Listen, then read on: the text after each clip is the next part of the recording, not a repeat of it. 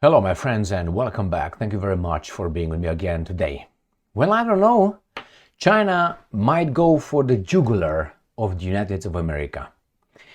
One of the tactics, or how should I say it, strategies in a war is when you see the enemy faltering, you go full force. You take everything and you focus on that position where your enemy is running away. And then you try to make as much carnage as possible. I don't root for China because I'm not a Chinese. I don't live in China. I root for the United States of America. But sometimes we need a wake-up call through failure in order to reevaluate, plan, and then enter the arena and fight. I think this tariff war, economic war against China, is a wake-up call for the United States of America to reassess its attitude towards itself in the first place, and then after that in relation with the partners. What happened? China pushes back at Trump. And Trump already showed signs that he might change his mind against China because he reached his limits. Actually, the US's limits were disclosed by this economic war with China. And from the very beginning, I said, United States of America has not really many chances to win anything against China. China is manufacturing. That means it's doing things. We don't. How are you going to sanction or try to fight these guys? If tomorrow the Chinese say, click, no more, nothing for you, are you going to get it from where? From Malaysia? From where? From Vietnam? All right, and those guys are watching too. So what's going on here? I'm going to show you two articles. The way I saw the article first in the media was like this. And I took a snapshot on it because the title is different now. This is from right here. Read the title.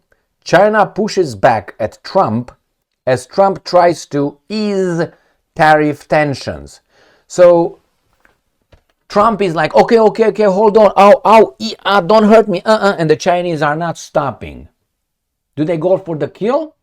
Or they want to make a point in which these guys will never recover? All right. And this is the article that has the new title, the one that I just selected.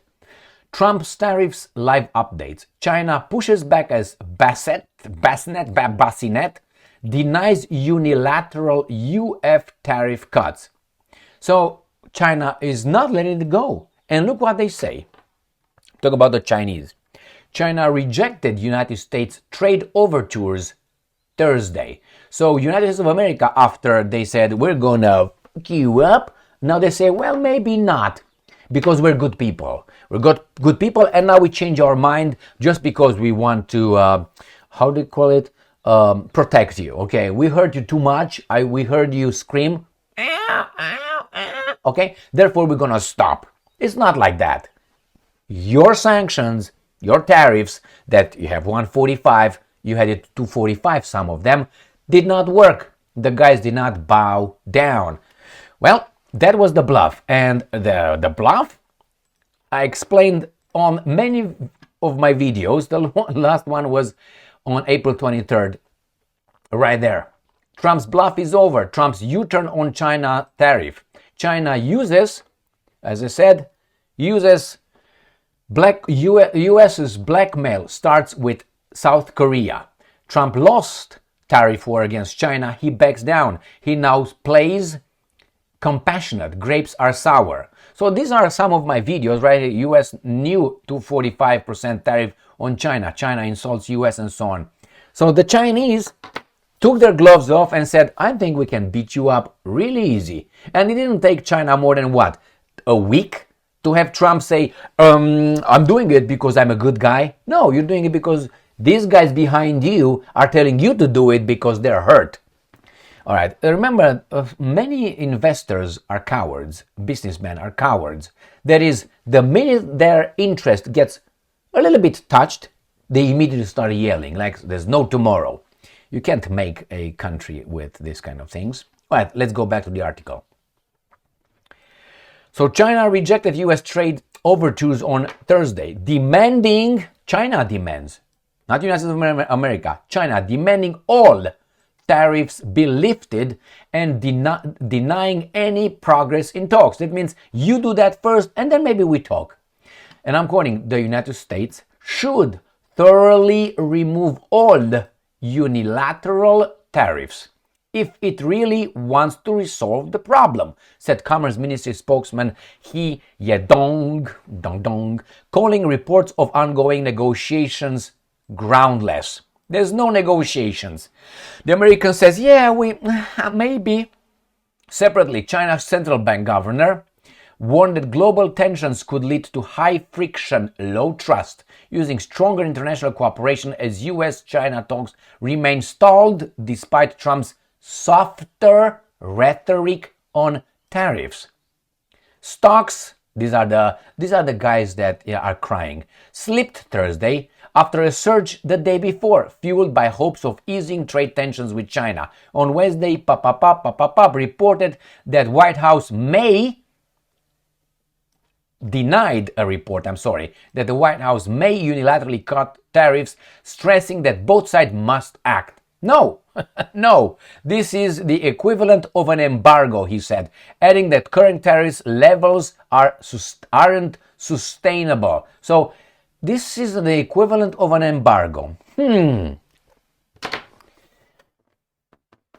You have the school's bully, all right? And this school's bully beats everybody up and is doing what the bullies do. You know, they are, how do you call it? Let me put this so it doesn't have the light coming in my beautiful eyes. The bully, does what bullies do. Beat people out and so on. And then all of a sudden, there's a guy who got stronger. The bully tries to, and the guy smacks the bully. What do you think the entire school will do? And then you hear the bully saying, hey man, you beat me up, I'm bloody nose. And everybody in school says, didn't you give everybody else a bloody nose in the past? With your sanctions? With your blackmail? So isn't this payback? Oh, by the way, the bully is Christian, we hear. Christian, Judeo-Christian. And with my timid knowledge of the dogma of Christianity, says this: don't do unto others what you don't be done unto you. That is, bully, if you don't like a bloody nose, they don't give other people bloody noses. So if this embargo sounds like a sanction that you've been using for the past, 70 years, shut the f off. I will not have a tear go down my cheek. Now, as I said at the beginning of this video, I root for the Americans, but, you can't, because you're losing, start crying now. Is that what it is? As I said in all of my videos, maybe not all of my videos, but most of my videos, in this tariff war, economic war, China has nothing to lose. Because they already say China is our losers, we beat the Chinese. So China already has the, how's that, L, attached by these guys. But we have the what? The V. The V. Okay, we are the victor, all right. Now we're going to lose this and we become this, and the other guy's going to lose this and we're going to become this. Okay? So China will win just because United States of America is not winning. Like Russia in Ukraine. Russia is not winning because it's winning the war. Russia's win is its lack of collapse. Russia did not collapse, that's its win. The same with China. China's not losing because, or China's win is its, how should I put it, not collapsing. United States win should be if China would collapse. Everything else is a lose. Now, the Americans are, I'm talking about the Americans, I'm talking about the guys over there, not, okay? They're like, how should we, if they're baboons, not baboons, if they're weasels, they will think, how can we save face? in front of the whole world who sees exactly what's going on. But at least for our baboons, so they don't get demoralized. How can we turn this into a victory?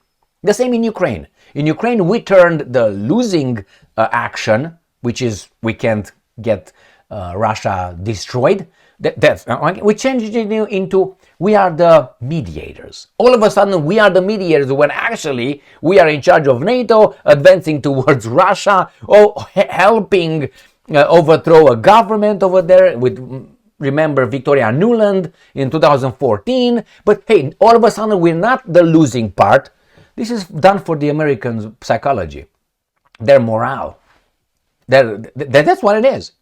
They're not going to say, you lost, man, we lost, we couldn't beat the Russians together with other about, 25 countries. We couldn't. Well, it's true, but if you would use nuclear weapons and we're going to go militarily, we can do that, but the Russians will use nuclear weapons, so we can't.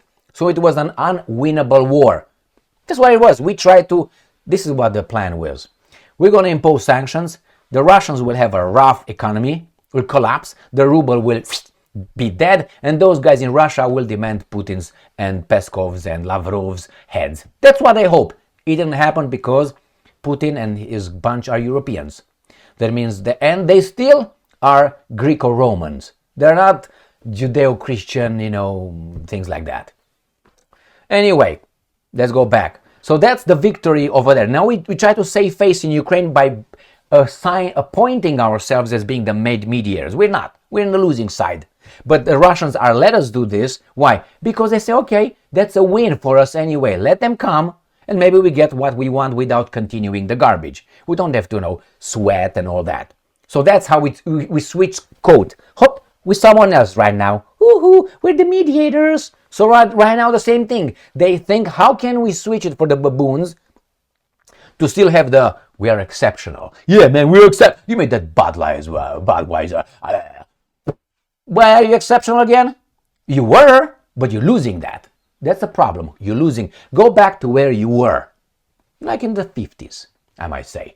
50s, 40s, 30s. That's when you were. After that, before that, not really. And after that, you fucked up. Why? You let the guys be in charge of you. So now they're going to scratch their heads. How can we bring the narrative? And the narrative will be this.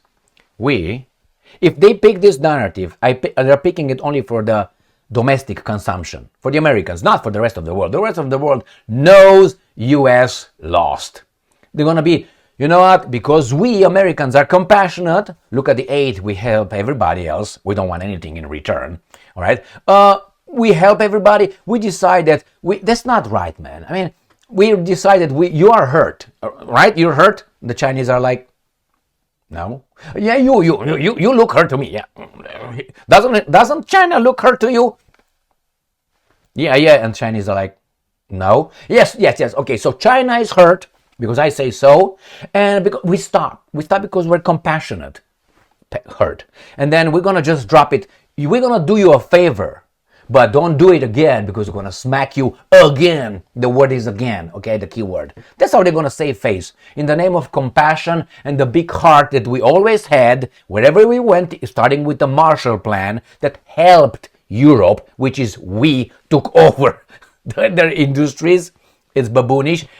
We help all the time. When we invest and when we give aid, that means we come for something after that. We give you this aid, we get you dependent on the aid, and then we say, hey, baga zugu zugu, come over here. Yes. You want the aid? You want those Bentleys? You want your gold Cadillac? Okay, now baga bugu gugu, you have to do what I tell you. Well, why not? What the fuck? I have a good life. That's how we do. But we're good-hearted. I'm not ignoring that.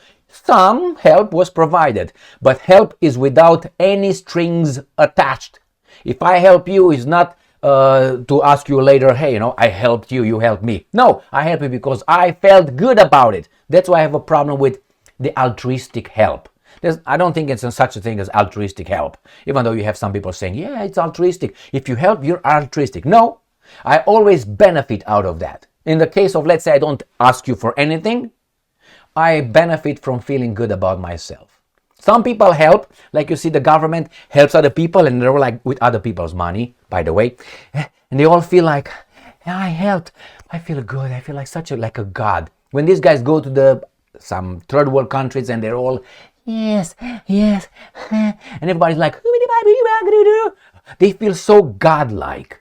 But they don't give from their purse. And if they give from their purse without asking anything, they feel good about it. So that's not altruistic. You just have a little masturbation on your own. So the same here. They're going to look at the narrative, and I guarantee you, this is my prediction, the Americans will come, the guys, not going to say, we lost, let's be friends, equal, like we try to be with the Russians. It's because those guys smacked you, and now you're bloody nosed, and the whole school sees it. And you have to come with a narrative. Actually, I didn't want to fight, and I can beat you up, but I don't want to.